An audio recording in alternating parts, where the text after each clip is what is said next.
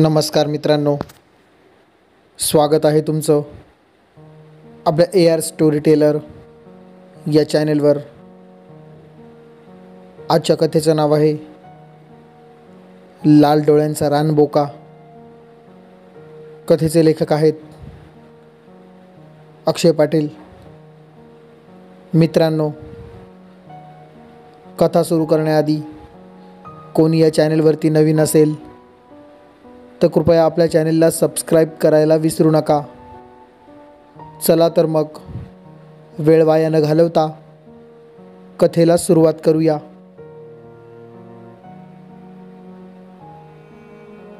सुहासच्या अंगणात त्याचा निश्चित पडलेला देह पाहून निरागस मनाच्या रुक्मिणीला आतून भरून आलं होतं। एखाद्या ओढ्याचा बांध फुटून पूर यावा आणि त्याला नियंत्रणात आणणे मानवी प्रयत्नांना अशक्य होऊन जावे, तसे तिच्याही इच्छेविरुद्ध नकळत तिच्या डोळ्यांतून अश्रू बाहेर पडत होते। अंगणात गावातील बरीचशी माणसे गोळा झाली होती। सुहासच्या आई वडिलांना शोक आवरत नव्हता। इतरही नातलगांचा कालवा तिथं सुरू होता। त्याचाच परिणाम की काय, म्हणून रुक्मिणी ही भावनाविवश झाली असावी अशी स्वाभाविक सबब समजून रुक्मिणीची आई तिला घेऊन बाजूलाच असलेल्या तिच्या घरी गेली। साधारण 14 वर्षाची रुक्मिणी आणि त्याच आसपासचा सुहास दिवसातले कित्येक तास एकत्रच खेळत असत। त्यांच्यातील निरागस मैत्री अधिकाधिक घट्ट होत चालली होती। कधी त्या अंगणातच बारीक सारीक खेळ खेळत, तर कधी बाजूच्या रानात पकडापकडी लपाछपी खेळत, कधी रानाच्या पल्ल्याड असलेल्या चिंच आंब्याच्या झाडांकडे आपला मोर्चा वळवत। असं बालपणातलं छान स्वच्छंदी आयुष्य दोघंही व्यतीत करत होते। रुक्मिणीच्या घाऱ्या डोळ्यांपुढे सुहास तिला नेहमी हिरव्या डोळ्यांची मांजर म्हणून चिडवत असे। प्रत्युत्तरात रुक्मिणी त्याला जाडा बोका म्हणत असे। दिवसभर एकमेकांच्या सहवासात असल्याने सुहासच्या मनात रुक्मिणीबद्दल मैत्रीपलीकडचे आकर्षण निर्माण झाले होते। कित्येकदा सुहास त्याच्याही नकळत रुक्मिणीवर छाप पाडायचा प्रयत्न करत असे। रुक्मिणी मात्र सुहासच्या त्या खटाटोपींपासून अनभिज्ञ होती। रुक्मिणीला आजची सकाळ अगदी जशीच्या तशी आठवत होती। एका पुडीत चटणी मीठ बांधून घेतलेली रुक्मिणी सुहासला कैऱ्या खाण्यासाठी सोबत यावे म्हणून हट्ट करत होती। तसं सुहासला देखील कैऱ्या आवडायच्या, पण घरात वडिलांनी काही काम दिलं असावं म्हणून तो खोळंबला होता। थोड्या वेळात वडिलांची नजर चुकवून आणि घरी कोणालाही न सांगता कसंबसं तो मागच्या दाराने बाहेर पडला आणि दोघे रानात कैऱ्या खाण्यासाठी गेले होते। कैऱ्यांच्या नावाने दोघांच्याही तोंडाला पाणी सुटलं होतं। रानातल्या झाडाची कच्ची कैरी दगडाने खाली पाडून तिला चटणी मीठ लावून त्याच आंब्याखाली खात बसण्याची मज्जाच निराळी। असल्या आंबट गोड आमिषाने सुहास आणि रुक्मिणी हुंदडत बागडत 15व्या मिनिटाला रानाच्या पल्ल्याड असलेल्या आंब्याच्या झाडाखाली पोहोचले होते। बोल मांजरे, कुठली कैरी पाडू? सुहासने हातात दगड घेऊन विचारले। मी सांगतेय ती कैरी दगडाने पाडता नाही यायची र जाड्या बोक्या। तबक ती तिकडं शेंड्याला हाय बघ ती, रुक्मिणी सुहासला खिजवत म्हणाली। असं बघच आता नेम माझा, सुहासने असं म्हणत सर्वात उंचावरच्या त्या कैरीवर नेम धरला। सुसाट सुटलेल्या त्याच्या हातातल्या दगडाने त्या कैरीचा वेध मात्र काही घेतला नाही। सुहासने बराच प्रयत्न केला, पण रुक्मिणीने दाखवल्या कैरीवर काही त्याचा नेम लागत नव्हता। खूप परिश्रमानंतर सुहास थकला। तसं रुक्मिणी म्हणाली, जाऊ दे जाड्या बोक्या, दुसरी एखादी पाड, कैरी खाऊन जाऊ घरी, लय उशीर होईल नाहीतर। नाही नाही, आता तर मी तीच कैरी खाणार, सुहास जिद्दीला पेटला। नेम लागत नसल्यामुळे त्याला आता दुसरा उपाय आजमावायचा होता। ये इकडं, मी झाडावर चढतोय, हात दे जरा, सुहास म्हणाला। अरे कशाला चढतोय, दुसरी खाऊ की एखादी, रुक्मिणीने त्याला समजावत म्हटले।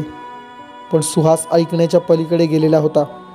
आंब्याच्या झाडाचा घेर मोठा होता। जराशी हुज्जत घालून त्यानं रुक्मिणीचा आधार घेत हवेत झोकून पहिली फांदी पकडलीच। झपाझप तो या फांदीवरून त्या फांदीवर जात होता।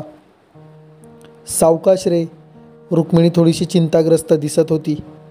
सुहास खाली उभ्या असलेल्या रुक्मिणीकडे पाहून हसला. विस्तृत पसरलेले ते आंब्याचे झाड बांधाच्या अगदी कडेला होते. बांधाला लागूनच साधारण 8-10 फूट खोल एक सुकलेला ओढा होता. त्या झाडाच्या फांद्यांचा अर्ध्यापेक्षा जास्त भाग त्या ओढ्याच्या दिशेने झुकल्या होत्या. सुहास ज्या कैरीच्या मागावर होता त्या कैरीची फांदी देखील त्या बाजूलाच होती. रुक्मिणी वर मान करून सुहासकडे पाहत होती. गावच्या वातावरणातच वाढला असल्याने सुहास सर्राईतपणे चढत तिथपर्यंत पोहोचला. कैरी चुकून खाली पडली तर वरच्यावर झेलण्यासाठी रुक्मिणी लगबगीने खाली ओढ्यात उतरली. सुकलेला असल्याने ओढ्यातले दगडधोंडे चुकवत ती ठराविक जागेवर येऊन उभी राहिली होती. शेंड्या असलेल्या झाडाची ती फांदी थोडी कमकुवत होती. कसे बसे सुहासने हात लांब करून कैरी तोडली. खाली उभी असलेली रुक्मिणी टाळ्या वाजवू लागली. हिरव्या डोळ्याची मांजर आता हावऱ्यासारखी हिरवी कैरी खाणार वाटतं. वरून सुहासचा चेष्टा केल्यासारखा स्वर रुक्मिणीला ऐकू आला. तू अगोदर सांभाळून खाली ये बाबा, मग खाऊ ती कैरी दोघं पण. रुक्मिणीची काळजी अजून मिटली नव्हती. घे पकड नीट, मी खाली टाकतोय कैरी, असं म्हणत सुहासने ती कैरी खाली सोडली. तिचा अंदाज घेत रुक्मिणीने इकडे तिकडे होत अचूक झेल घेतला. ये जाड्या बोक्या, कैरी भेटली. रुक्मिणी आनंदाने उड्या मारू लागली. ये ये. तिला इतका हर्ष झालेला पाहून सुहासही रंगात आला आणि त्याच फांदीवर आडवा होऊन फांदी हलवू लागला. नेमका तिथे घात झाला आणि फांदी तुटली. साधारण 20-1 फूट उंचावरून खाली पडलेल्या सुहासचं डोकं ओढ्यातल्या एका दगडावर आपटले आणि त्याचा जागीच मृत्यू झाला. धक्का बसल्यासारखे रुक्मिणी झोपेतून जागी झाली. तिने जे काही आता पाहिले बस तितकेच तिला आठवत होते. सुहास पडल्यावर तिचं डोकंच गरगरायला लागलं होतं. कधी ती धावत घराकडे आली, कधी आईवडिलांना ती बातमी दिली. सुहासला रानातून इकडे कोणी कसे आणले तिला काहीच आठवत नव्हतं. त्या आठवणीने रुक्मिणीचे डोळे पुन्हा भरून आले. रात्र बरीच झाली होती. बाजूला झोपलेल्या आईला कवटाळत रुक्मिणी झोपण्याचा प्रयत्न करत होती. अचानक मागच्या दाराकडे काहीतरी पडण्याचा आवाज आला. तशी ती दचकली. आईकडे पाहिलं तर आई गाढ झोपेत होती. वडील पुढच्या अंगणात झोपत असत म्हणून घरात आतमध्ये दोघीच होत्या. काय झालंय ते पाहण्यासाठी रुक्मिणी उठली आणि मागच्या दाराच्या दिशेने येऊ लागली. तिथे येऊन पाहते तर तिला कट्ट्यावरचा तांब्या खाली पडलेला दिसला. तो उचलून पुन्हा कट्ट्यावर ठेवताना रुक्मिणीची नजर आपसूक समोरील खिडकीतून बाहेर गेली. मागची खिडकी नेहमी उघडीच असायची. खिडकीबाहेर 2 ठिपक्यांचा प्रकाश तिला दिसला. नवल करत ती थोडं पुढे येऊन त्या दिशेने पाहू लागली. समोरचा आकार जवळजवळ येत मोठा आणि स्पष्ट होऊ लागला होता. खिडकीला लोखंडी गज असल्याने तसं काही आत येऊ शकत नव्हतं. तरीही तो आकार तिच्यापासून काही अंतरावर येताच ती तोंडावर हात दाबून उलट्या पावली आईकडे पळाली. छातीवरचं दडपण कसंबसं कमी करत ती आईच्या कुशीत शिरली. चादरीने सर्वांग झाकलं गेलं. तीच पहिली वेळ होती जेव्हा रुक्मिणीने लाल डोळ्यांचा रानबोका पाहिला होता. 2 दिवसांनी वडिलांसोबत शेतात गेलेली असताना रुक्मिणीला दूरच्या पायवाटेजवळ तो पुन्हा दिसला. काळा कुट्ट आणि तितकाच भीतीदायक असा लाल डोळ्यांचा रानबोका तिच्याकडेच टक लावून पाहत होता. त्याच्या अंगावरले काळीभोर केस काट्यासारखे ताठले होते. झुपकेदार मिशांवरून जीभ फिरवत असताना त्याची मान विशिष्ट कोनात एकदा डावीकडे तर एकदा उजवीकडे वळत होती. इतर बोक्यांपेक्षा तो मोठा, धाकट शिवाय भयानक वाटत होता. इतक्या लांबूनही त्याची भेदक नजर रुक्मिणीला तप्त भासत होती. असं वाटत होतं की जणू ते त्याचे डोळे नसून लाल उष्ण निखारे असावेत. रुक्मिणी साहजिकच त्या विखारी नजरेचा अधिक काळ प्रतिकार करू शकत नव्हती. तिने आजूबाजूला शोध घेण्यासाठी नजर फिरवली, पण वडील जवळपास कुठेच दिसत नव्हते. आता मात्र रुक्मिणी सपशेल घाबरली. लाल डोळ्यांचा तो रानबोका आयत्या संधीची वाट पाहत असल्यासारखा जागचा हल्ला आणि सावधपणे तिच्या दिशेने कूच करू लागला. या प्रसंगात तर रुक्मिणीची दात खिळच बसली.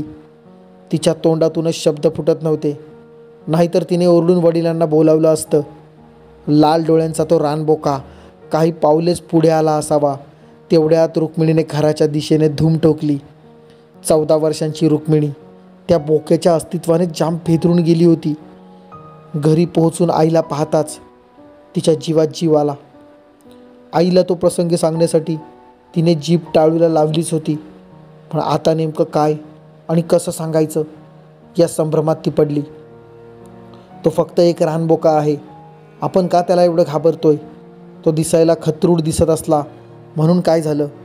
त्यात भीती वाटावी असं काय विशेष आहे? आणि हा आलाय तरी कुठून? असा अचानक 1-2 दिवसांपासून दिसतोय तो. मनात कितीही असलं तरी रुक्मिणी तिच्या मनातली भीती आत्ताच आईला सांगू शकत नव्हती. खरं तर हा प्रकार काय आहे हेच तिला कळत नव्हतं. त्याच दुपारी रुक्मिणी गाईला पाणी देण्यासाठी घराशेजारच्या गोठ्यात गेली. गाईच्या पुढ्यातला चारा संपला होता. गोठ्यातील वरच्या माळ्यावर वैरणीच्या पेंड्या व्यवस्थित रचून ठेवल्या होत्या. रुक्मिणी शिडीवर चढून एक पेंडी काढू लागली. शिडीच्या शेवटून दुसऱ्या पायरीवर उभ्या असलेल्या रुक्मिणीने हात लांब करून पेंडी आपल्याकडे खेचली, पण क्षणात तिचे डोळे भयाने विस्फारले गेले. पेंडीच्या मागं लपलेला लाल डोळ्यांचा तो रानबोका खुशीनं जिभल्या चाटत तिच्याकडे पाहत होता. वो वव येतीस ना माझ्या संग? विषारी प्रेमाची कठोर आणि भयावह साथ त्या शब्दांतून घातली गेली होती. काळीज गोठवणारे ते दृश्य आणि तो भेसूर आवाज, तो ऐकताच आधीच गर्भगळीत झालेली रुक्मिणी तिथेच मूर्छित झाल्याने शिडीवरून तोल जाऊन खाली पडली. ती रात्र वैऱ्याची होती. रुक्मिणी आताशा कोठे शुद्धीवर येऊ लागली होती, पण अजूनही तोंडातून शब्द फुटण्याच्या पलीकडे ती गेली होती. चिंताग्रस्त आईवडिलांना किती वेळ तिच्या बाजूला बसून झालं हे कुणास ठाऊक. रुक्मिणी हालचाल करू लागली तसं तिच्या आईने तिच्या कपाळावरची पट्टी काढून तिच्या तापाचा अंदाज घेऊ लागली. रुक्मिणी अजूनही तापाने फणफणत होती. डॉक्टर कधीचेच तिला तपासून गेले होते. रात्रीपर्यंत ताप उतरण्यासाठी त्यांनी गोळ्याही दिल्या होत्या.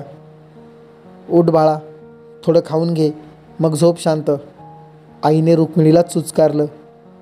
रुक्मिणीने सुरुवातीला नकारार्थी मान डोलावली, पण आईने माईने डाळ भात भरवायला सुरुवात केली तसं तिने थोडंसं खाल्लंच. तेवढ्या वेळात देखील रुक्मिणी काहीच बोलू शकली नाही. फक्त डोळ्यांतून आसवे तेवढी बाहेर पडत होती. वडिलांनी तिला बोलत करण्याचा निष्फळ प्रयत्न करून पाहिला, पण थोडं जेवून आणि डॉक्टरांनी दिलेल्या गोळ्या खाऊन रुक्मिणी पुन्हा झोपी गेली. झोप लागण्याअगोदर तिला खूप प्रश्न सतावत होते. कुठून आलाय हा बोका? का सतावतोय मला? तो खरंच त्या बोक्याचा आवाज होता का? देवा, काय होतं हे असं? रुक्मिणी अजून लहान होती. साहजिकच तिला पडलेले हे प्रश्न तिच्या निरागस मना इतके साधेभोळे होते. तसल्या गूढ, विचित्र आणि तत्सम धोकादायक बाबींशी तिचा कधीच संबंध आला नव्हता व तिच्याकडे त्याबद्दल कसलीही ऐकीव माहिती देखील नव्हती. या उलट लाल डोळ्यांचा तो रानबोका घातकी आणि वाईट शक्तींच्या आशीर्वादाने तिथे आला होता. त्याच्या हृदयात प्रेम होतं, पण त्या प्रेमाला अनैसर्गिक भावनेची किनार होती. रुक्मिणीचा विरह सहन न झालेल्या सुहासच्या कमजोर आत्म्याने अनामिक आणि घातकी शक्तींचे सहाय्य घेतलं होतं. लाल डोळ्यांचा रानबोका म्हणून आलेला सुहास आता तिचा तो बालिश मित्र राहिला नव्हता. त्याच्या रूपाने एक पाशवी शक्ती रुक्मिणीला आपलंसं करू पाहत होती. हे निसर्ग नियमात कुठंही बसत नव्हतं. लाल डोळ्यांचा तो रानबोका रुक्मिणीसाठी घात घालून बसला होता. तो मोक्याच्या क्षणाची वाटच पाहत होता आणि त्यासाठीच तो रुक्मिणीच्या आसपास वावरत होता. अंधारावर असलेल्या वाईट शक्तींचे साम्राज्य असते. सावज प्राप्त करून घेण्यासाठी निरनिराळे खेळ खेळले जातात. मानवी मनावर मोह पाडले जातात, भ्रम निर्माण केले जातात. जर त्याच्यापासून बचावाचे उपाय माहीत नसतील तर मानवी मन त्यांच्या जाळ्यात अलगद अडकलं जातं. इथे सावज रुक्मिणी होती, पण तिच्या आसपास इतर माणसे देखील होती. आज तिचे वडील आतच झोपले होते. रुक्मिणी आईवडिलांच्या मध्ये गाढ निद्रेच्या स्वाधीन झाली होती. तसं पाहायला गेलं तर लाल डोळ्यांच्या रानबोक्यासाठी रुक्मिणी म्हणजे एक सोपं सावज होती, पण सध्या ती आईवडिलांच्या कवचात सुरक्षित होती. म्हणूनच त्यावेळी तिथे एखादा भ्रम निर्माण करणे त्या वाईट शक्तीसाठी निकराचं झालं होतं. रात्री साधारण 12 नंतरची ती वेळ असावी. बाहेर कुणाची तरी किंकाळी ऐकू आली. एकच गलका उडाला. गडबड गोंधळ बराच वाढला. तसं रुक्मिणीचे आईवडील उठले. आणि काय झालंय ते जाणून घेण्यासाठी बाहेर आले. बाहेर बरीच मंडळी जमली असल्याने आणि रुक्मिणी गाढ झोपेत असल्याने तिच्या आईने बाहेर आल्यावर दरवाजाला बाहेरून कडी घातली. रात्री अंगणात झोपणाऱ्या एका व्यक्तीवर बिबट्याने हल्ला करून त्याला जखमी केलं होतं. त्या प्रकाराने जवळपास सर्वच जण भयचकित झाले होते. आजपर्यंत कधीच त्यांच्या गावी बिबट्याचे दर्शन झाले नव्हते. म्हणूनच जमलेला तो माणूस भेदरलेला होता. जखमी व्यक्तीची विचारपूस आणि पट्टी करण्यासाठी एक दोघे पुढे सरसावले होते. इतक्या रात्री डॉक्टर तरी कुठून आणणार? रुक्मिणीचे वडील आजचाच दिवस घराच्या आतमध्ये झोपी गेले होते आणि आजच ही घटना घडली होती. बाहेर अशी अनुचित घटना घडली असताना आणि त्यावर तिथे सगळ्यांची चर्चा सुरू असल्याकारणाने रुक्मिणीचे आई वडील तिथे हात झटकून घरी परतू शकत नव्हते. तो प्रसंग आज त्यांच्यासोबतही घडू शकला असता. घरात रुक्मिणीशिवाय कुणी नसल्यामुळे तिकडे आतमध्ये मात्र काळ्या शक्तीचं जाळं विणलं गेलं होतं. गडद अंधाराच्या सोबतीने त्याची दबक्या चालीची सावली संथ गतीने रुक्मिणीच्या दिशेने सरकत होती. टवकारलेले त्याचे कान झोपेत असलेल्या रुक्मिणीच्या श्वासाचा ध्वनी टिपत होते. जसजसा एक एक पाऊल पुढे करत तो तिच्या जवळ जात होता तसतसे त्याच्या नाकपुड्या विस्फारू लागल्या. तिचा गंध त्याला अधिकच विकृत करत होता. मोहित झालेल्या त्या दुष्टात्म्याची मान उंचावू लागली. तो जवळ येताच रुक्मिणीला गुदमरल्यासारखे होऊ लागले. हवेत कडवट कुचका दर्प मिसळला गेल्यासारखे तिला वाटले. झटकन तिने डोळे उघडून समोर पाहिले. आई बाजूला नव्हती. आसपासच्या अंधारापेक्षाही त्यात चमकत असलेल्या दोन निखाऱ्यांची भीती रुक्मिणीला जास्त वाटली. वो चल, मी तुला न्यायला आलोय. घरभर तो भेसूर आवाज पसरला, पण त्याचा स्रोत मात्र रुक्मिणीला समजू शकला नाही. यावेळीही तिची गत दुपारसारखीच झाली, पण त्या अंधारातूनही थोडंसं सावरत ती दरवाजाकडे पळू लागली. आई, बाबा, वाचवा वाचवा, तिने आर्त किंकाळी फोडली. ती दरवाजा उघडण्याचा प्रयत्न करू लागली, पण त्याला बाहेरून कडी होती. शिवाय एका वेगळ्याच मोहिनीत हरवलेल्या बाहेरच्या जगाला तिचा आवाज कसा ऐकू जाणार? मांजरे, कैरी एकटीनंच खाल्लीस का? मागून तो भेसूर आवाज पुन्हा आला. त्या शब्दांनी रुक्मिणी थबकली. सुहासला आठवत ती मागे फिरली. लाल डोळ्यांचा रानबोका मागे घात लावून बसला होता. त्याची टरारून फुगलेली शेपटी तीव्रतेने वळवळू लागली होती. मिशांवरून जीभ फिरवली जात होती. लाल लाल तप्त निखाऱ्यांप्रमाणे असलेले त्याचे डोळे तिच्या अंगाला सौम्य चटके देऊ लागले होते. सुहास तर लांब गेलाय देवाघरी. आईने सांगितलंय मला. आता कुठे रुक्मिणीच्या ध्यानात सर्व प्रकार आला. नकळत भीतीने तिने आवंडा गिळला. दरवाजाच्या बाजूलाच असणाऱ्या खिडकीतून चंद्राचा प्रकाश तिच्या कंठमणीवर पडला. नेमकी तीच वेळ साधत त्याने झेप घेतली आणि अवघ्या सेकंदभरात तिच्या नरडीत आपले सुळे रोवले. त्याच्यातल्या अचाट ताकदीपुढे रुक्मिणी अगदीच कमजोर ठरली. रुक्मिणीच्या उष्ण लालबुंद रक्ताने आपले तोंड माखवलेला तो तिची केविलवाणी फडफड थांबता शांत झाला. त्याने मान वर केली तसे बाहेरून येणारा चंद्राचा प्रकाश त्याच्या डोळ्यांवर पडला. लाल डोळ्यांचा तो रानबोका खरंच विद्रूप आणि भयानक भासत होता. मित्रांनो, आजची कथा तुम्हाला कशी वाटली हे कमेंट्सद्वारे नक्की कळवा. आणि ही कथा जर तुम्हाला आवडली असेल तर आपल्या कथेला नक्की लाईक करा, शेअर करा आणि हो मित्रांनो, आपल्या चॅनलला सबस्क्राईब करायला मात्र विसरू नका. धन्यवाद.